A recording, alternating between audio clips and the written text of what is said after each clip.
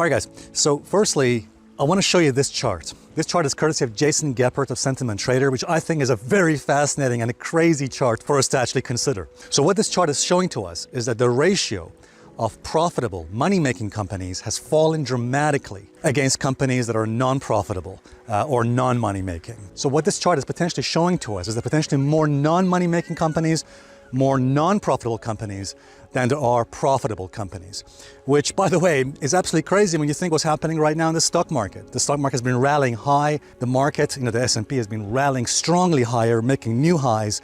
But as you can see, this rally is basically on fluff, nothing but just pure speculation. It's a sign of the crazy times we're living in right now. And here's something very interesting about this chart.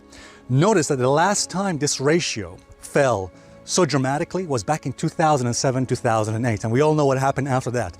So notice the last time this ratio was so low, the ratio of money-making versus non-money-making companies, what fell so dramatically low was back in 2008. When you can see from that chart, that was the last time that this ratio fell to such a low level, and look what happened afterwards.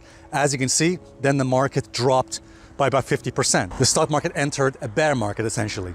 The same thing happened about 20 years ago at the peak of the dot-com bubble. Okay, so at the peak of the dot-com bubble, also this ratio fell dramatically, essentially showing there are more money-losing companies than there are profitable companies. So that was back in the year 2000, at the peak of the dot-com bubble. So anyway, I think what this chart is showing to us is that currently this is a warning to the markets that, we're seeing the stock market essentially going up, rallying higher on over-speculative, over-bullish sentiment. But really, behind the scenes, underneath the bonnet, what is there really? As we can see, just like in 2008, just like in the year 2000, there are now more money-losing companies, more non-profitable companies than there are actually money-making or profitable companies. Which again, noticing what happened to the market in the previous two times, in 2008 and in the year 2000, is not a good sign for the markets, and it's not a good sign for the economy. Now, don't get me wrong here. I'm not saying that just because we're getting this warning right now, that necessarily this means the market's going to crash and then we're going to go into a bear market. It doesn't mean that. So as we know, the market can stay irrational longer than anyone can stay solvent. So in other words, while it's a warning, by itself is not a sign that we're heading into a bear market immediately. This chart, I think, is a warning to us, and it's something we should probably pay attention to. Employment report. Non-farm payroll employment was 850,000, an increase. The expectation was 720,000. So that's good. The biggest increases were in leisure, hospitality, as well as state and local governments. Those were the two biggest sources of employment growth. But there were a few weak spots, again, that I don't think many commentators have picked up on. They did pick up on the first one. The unemployment rate did tick up from 5.8% to 5.9%. Household employment, which is not the same as non-farm payroll employment. In fact, the survey size for household is much larger, and it includes a disproportionate number of small businesses, small and medium businesses, unlike non-farm payroll. It actually fell 17,000. So it's not consistent and with the headline news, and it often is a leading indicator of changes because small businesses tend to react very quickly to less than good news. The other number that I didn't see many economists feature is the work week. The average work week dropped by 0.3%. The manufacturing work week dropped by 0.5%. Overtime dropped by 0.3%. Now, as you know, we've been saying that businesses have been scrambling to catch up with consumer demand since the beginning of the coronavirus crisis. The stimulus checks made a big difference, took the saving rate up to the mid-30s, never seen that before. And of course, consumers started spending on goods. So what's interesting about this dichotomy is if we're right and businesses have been scrambling, and inventories relative to sales are still at record low levels. What is this all about? Is there just something funky about one month's data? 1 month does not a trend make. That is absolutely true. Perhaps, but I was surprised to see that. Construction employment fell for the third consecutive month.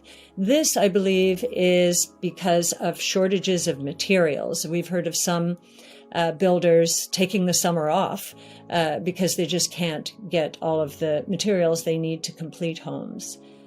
And now on to the markets. As we've said all year long, this bull market has strengthened. It has deflected all kinds of bad news. The doubling in interest rates in the first quarter, the Archegos leverage blow up in the ecosystem, which many thought could cause systemic problems.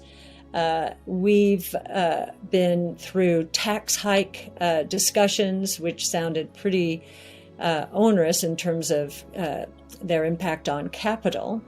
And we've seen a big correction. We certainly were right in the middle of it in valuations as those interest rates went up in the higher valuation side of the market, particularly if one is looking at valuations as of this year on this year's earnings. So we're very happy at the way the market has performed. It's up double digits, and we've seen now a shift, a rotation back from value as some of these prices have started to unwind, the commodity prices in particular, towards growth. But I think we're going to see toggling back and forth until some of the confusion that I'm discussing here dissipates. What's clear is profit growth right now has been or is explosive. I think for the second quarter, at an annual rate, the S&P is annualizing earnings at $220. So that's roughly 20 times, really effectively trailing earnings. And if we think earnings are going up, and we do, then the multiple looking forward is moving down into the mid to upper teens. That is good valuation support given the level of interest rates. But if we're right, and there is an inventory cycle brewing here, and there are wage pressures brewing. I mean, we hear headlines of all the labor shortages, and in fact, the JOLTS index, so that's the job openings index, it shot up to an all-time high, another all-time high. 9.3 million jobs are just waiting to be filled.